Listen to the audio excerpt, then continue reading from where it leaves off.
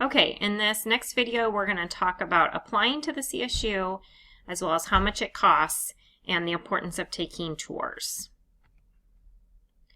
So CSUs typically only admit upper division transfer students.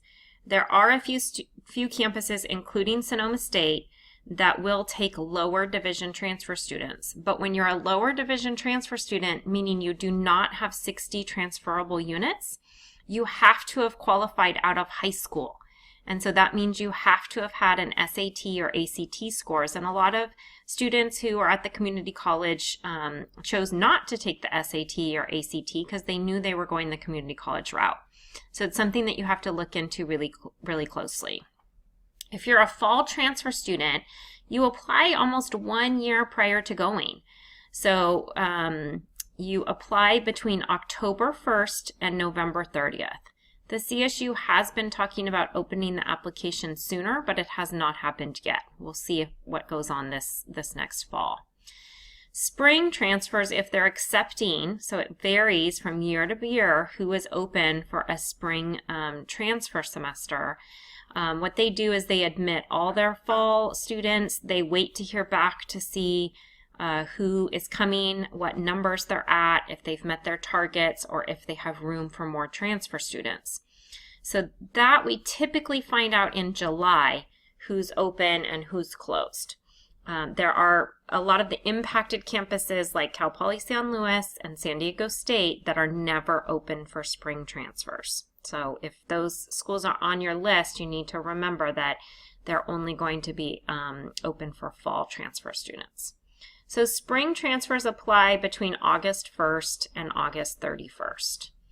The Cal State website to apply is calstate.edu/apply.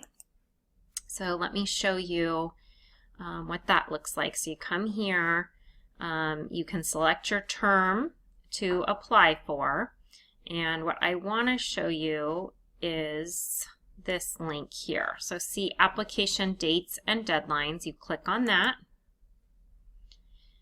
And then you go down, so you choose your level. So we'll just say we're an upper division transfer student, meaning we have those 60 transferable units, or they will be done. They don't have to be done at the time of the application. They need to be done prior to enrollment.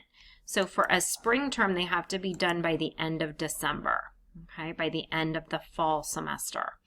And then you can choose a population. If you are one of those populations, you can choose that, but I'm going to leave that blank. So then you hit submit, and then it looks like nothing's happening, but you have to scroll down. It drives me nuts. I always think another page is going to pop up, but it doesn't.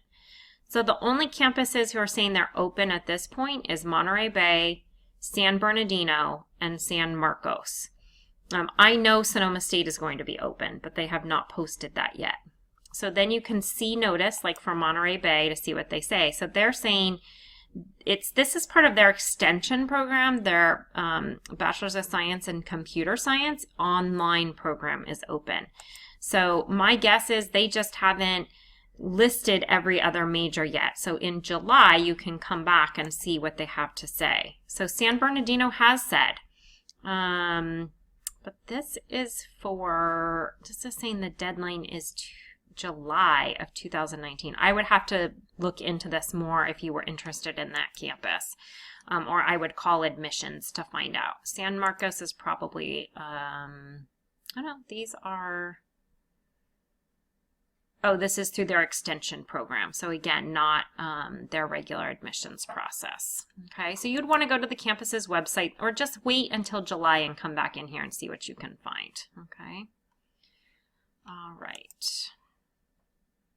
So when you apply to the CSU, you do not have to write an essay. There's also no letters of recommendation that you do, okay? You report all college classes you've ever taken and the grades in those classes. So for some of you, that's going to be a longer process.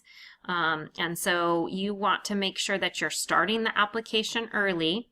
You're not waiting until the last minute, because the application is used for transfer students, for freshmen, for graduate level students, for students going into credential programs. And so come, November 20th, the system will start to move really, really slowly. I had a student last semester. She had a pretty long transcript. She was a reentry student coming back. She had attended many community colleges, and she said, it just keeps taking me forever to load anything in. And I said, get up early in the morning and do it. So she did. She got up about 5 in the morning, and she said she was able to breeze through.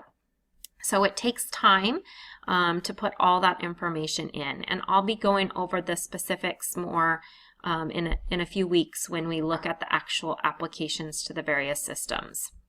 You need to keep in mind that an impacted school or major may have a supplemental application process.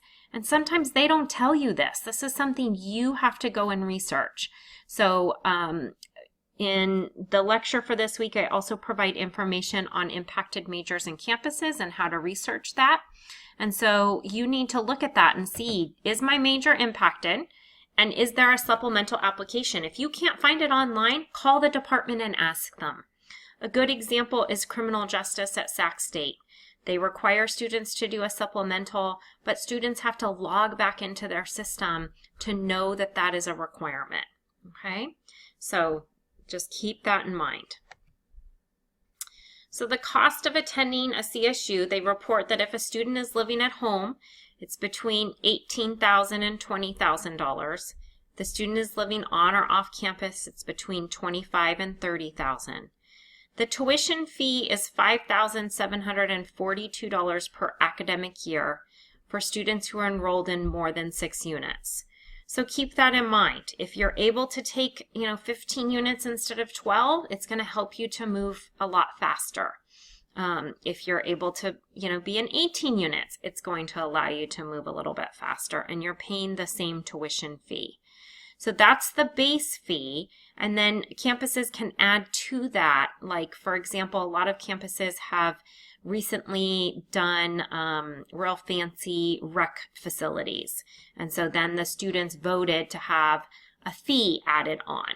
Okay, so I have a couple links here of the fee schedule. And so you can see, let's go here. Okay, there we go. So you can see for undergraduate, if you're at 6.1 units or higher, the $5,742. Let's look at the fees by campus. I think that's a more interesting link. So you choose a campus. So here's Long Beach. That's what it went to. And then it shows you, so if you're living off campus, they're projecting that's about $27,000. Now, maybe you have an aunt you can live with, and so your housing is not going to be $15,000. Your aunt is generous and is allowing you to live with her for free, so your housing is not going to be that much. So that's going to change this amount. But you can see the fees at Long Beach are $6,834. So they're higher than the base fee, because actually Long Beach does have a new rec center. I don't know if those fees were, rolled over into here or not, but it is a very nice rec center. I was just there earlier in the spring semester. So let's go ahead and look at our closest and most popular campus, Sonoma State. I don't think I mentioned that every year, about 400 students, a little bit more than 400 students transfer from SRJC to Sonoma State. So Sonoma State actually has very high fees, $7,880, one of the highest in the system. So it's something to be aware of. It's something that you need to think about. If you're live with your family, you're a traditional age college student, and you've not had the conversation about paying for college, I know it can be uncomfortable, but it's an important conversation to have. Does your family have any support to provide for you? And if not, or you're a working adult, looking at how are you going to do this? Maybe it's time to start looking at scholarships. Maybe you're an undocumented student, and so then those scholarship searches are much harder, and it's important that you start it much sooner to get that support. You can go to the Dream Center at SRJC to get some assistance with that, or come in and see me and we can help you. You know, but also applying for the various types of financial aid available as well. And we'll talk about financial aid in a few weeks.